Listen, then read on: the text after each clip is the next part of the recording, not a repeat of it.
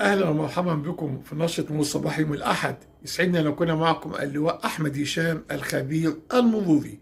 كثافات متوسطة مع بدء عمل رسمي حكومي ودراسي وامتحانات نهاية العام للشهادة الإعدادية.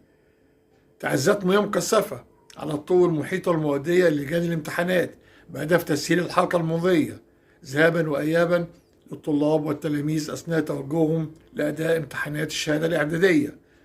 أيضا تعزيات مرورية على الطرق السريعة لمتابعة عودة السادة المواطنين من المحافظات الأخرى عقب انتهاء أجازة نهاية الأسبوع.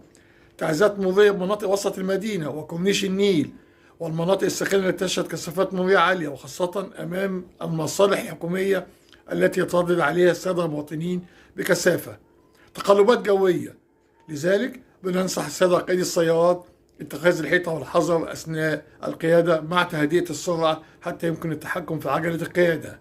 أبرز ما لدينا اليوم: غلق كلي لطريق الواحات مع تقاطعه مع طريق زويل اتجاه طريق الفيوم الصحراوي لمدة 4 أيام ومناسبة رفع كاميرات كوبري زويل.